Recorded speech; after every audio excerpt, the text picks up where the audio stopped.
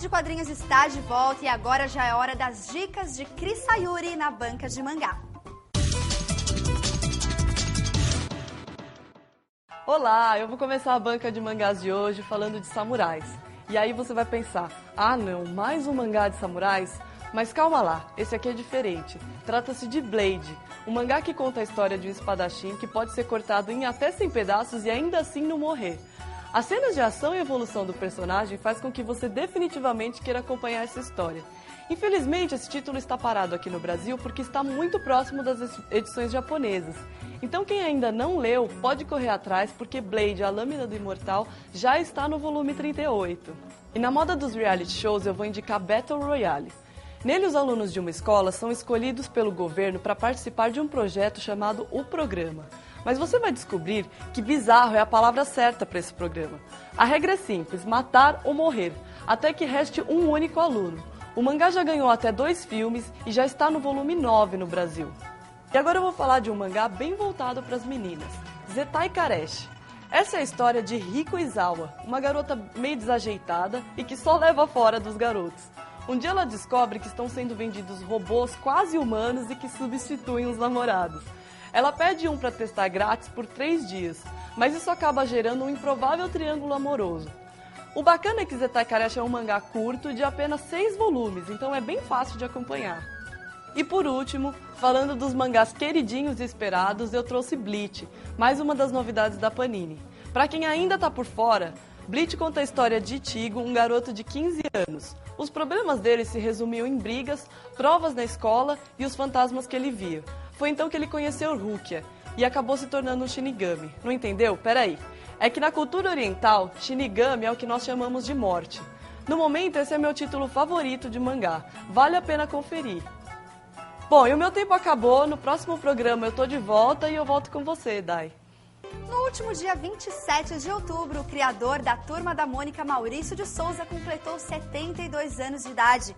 Aproveitando a data, o Rodrigo teve um papo bem legal com essa lenda dos quadrinhos. Bom, eu tô aqui com um homem que me ensinou a gostar de história em quadrinho, que ensinou a maioria das crianças brasileiras a ler, um monte de coisa assim, o Maurício de Souza. Que bom, né? Isso. É óbvio que você sabe dessa importância, né? Que é, assim, quem gosta de quadrinhos, os programas sobre quadrinhos, quem gosta de quadrinhos, assim, a maioria começou com a Turma da Mônica, né? E cresceu com a turma. Isso me dá uma boa responsabilidade, né? E, ao mesmo tempo, um bom trabalho, mas um agradável trabalho. Eu gosto de fazer. Como eu fui, como você, um leitor de histórias em quadrinhos, e sempre sonhei fazer os meus quadrinhos, daí eu comecei a fazer. E eu acho que agora tenho a responsabilidade de continuar fazendo bons quadrinhos, cada vez mais, melhor, para o nosso público que está cada vez maior, já 3 gerações, né, de leitores. Né? O que o Maurício de Souza começou lendo quando ele era criança? E eu me lembro, a primeira historinha que eu li era uma história cômica, num gibi, numa publicação que chamava Guri, dos Diários Associados, do Cruzeiro.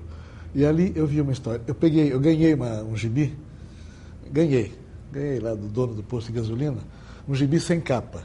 Eu nunca tinha pego na mão um gibi, né? Olhei, e tinha uma historinha de um coelhinho, uma história colorida de um coelhinho, que era o super coelho. Daí eu olhei aquilo, primeira vez, fiquei maravilhado. Nossa, um coelho com capa, ele voa.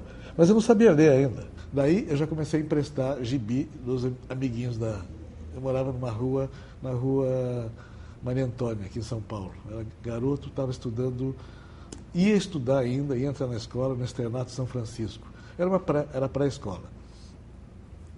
Daí a mamãe ficou tão, vamos dizer, não amolada, mas incomodada com a minha curiosidade, que ela resolveu parar um pouco o que ela fazia e me ensinar a ler.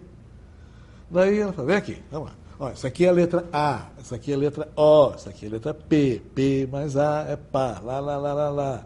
E aqui, mãe? Aqui é mandrake. O que é mandrake? Mandrake é o nome desse mágico aqui, da historinha. E aqui, isso é Tarzan. Tarzan. E daí ela ia me ensinando. Bem, em poucos, 2, 3 meses, para não amolar muito minha mãe, eu já estava lendo. Então, eu já entrei na pré-escola lendo já gibi.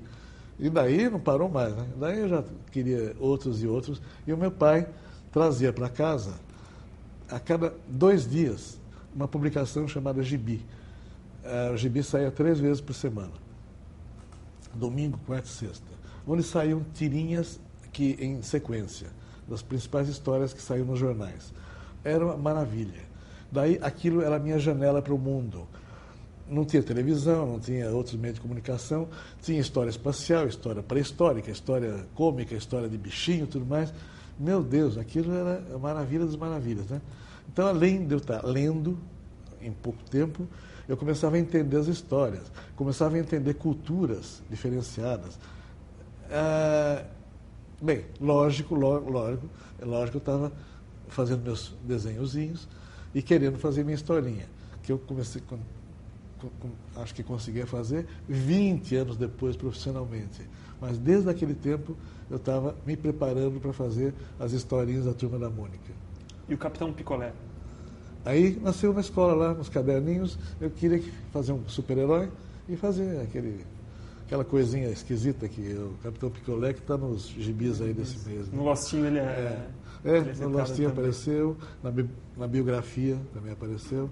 São aqueles desenhos infantis que a gente faz e não sabe o que vai acontecer depois. Acidentalmente, o Capitão Picolé se parece muito com Horácio, mas foi uma coincidência. Falando já no Horácio, o Horácio, isso todo mundo, quem lê muito das coisas sobre você, sabe que o Horácio é o seu momento de reflexão, né? Um personagem mais filosófico. Dizem. Dizem? Dizem. Dizem. Eu acho que quando você está escrevendo uma história de um personagem, aquele personagem é você. Você tem que se colocar nele. Então, quando eu fazia a história do Bidu, eu era o cachorro. O Jotalhão, eu era o elefante. Fazia a história do Cebolinha, eu era a Cebolinha, eu era a Mônica, a Magali e tudo mais. Mas na hora que eu vou fazer uma história do Horácio, o Horácio não é menino, não é cachorro, não é elefante, não é uma menina. Então, ele é um ser que mora num tempo que eu não sei qual é, talvez seja pré-história. Ele acha que é um dinossauro, mas não tenho certeza. Então, ali no Horácio eu posso fabular um pouco, posso colocar um pouco mais o que eu acho, que eu penso, com mais liberdade. É por isso que o pessoal acha que o Horácio é a minha história, é a autobiografia, é o que acontece comigo. Talvez.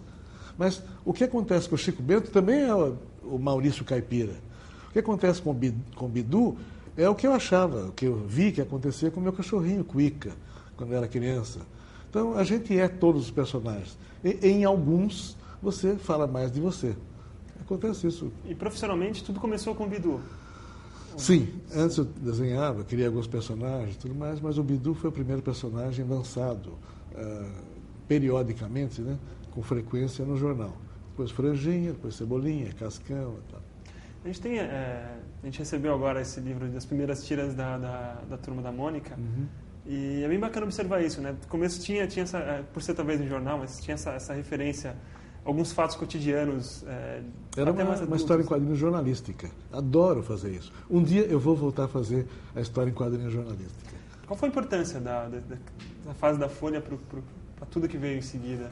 Foi muito importante eu ter começado num grande jornal, porque daí tudo fica mais fácil, você começa a transformar os personagens em sucesso mais rapidamente.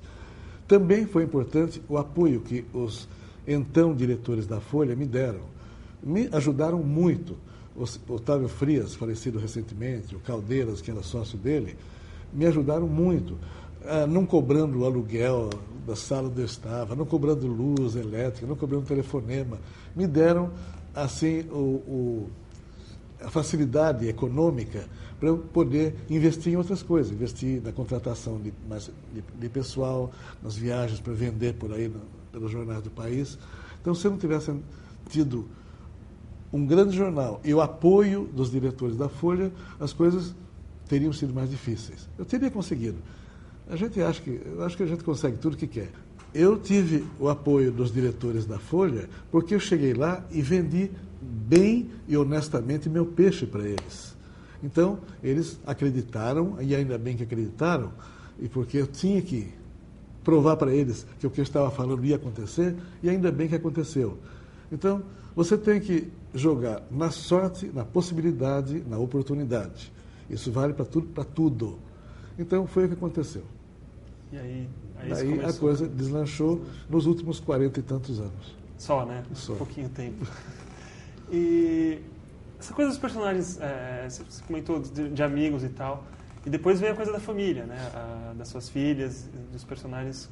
Como é que é essa inspiração de conseguir puxar, observar personalidades de filhos e transformar em personagens? Bem, o Franjinha já era um sobrinho. Cebolinha Cascão era um garoto que jogava bola com meu irmão lá em Mogi das Cruzes. Faltavam meninas na história. Daí eu fui observando as minhas filhas, Mônica, Mariângela, Magali, e puxei das características da personalidade delas as mesmas características para o personagem, as femininas. E daí completou-se o ciclo, elas vieram e encantaram, ganharam espaço, Mônica virou o personagem mais forte, e daí também isso me possibilitou criar novos personagens, abrir novos campos de atividade e sair por aí. E tem pressão da família para se tornar personagem também? Ou como é que é isso? Sempre tem, mas eu não cedo. Eu crio quando eu quiser, quando eu quero. E essa entrevista rendeu tanta coisa bacana que você vai conferir a segunda parte dela no nosso próximo programa, já que hoje não dá mais tempo. E é claro que a HQ tema de hoje também tinha que ser da Turma da Mônica, né? Trata-se da divertida paródia Coelhada nas Estrelas, com direito à turma toda devidamente caracterizada, enfrentando o terrível Darth Feio e o lado encardido da força. Essa revista é imperdível tanto para os fãs de Turma da Mônica como para os fãs de Star Wars. São várias referências hilárias a filmes de ficção científica. E a banca de hoje fica por aqui. Até o próximo programa. Até lá!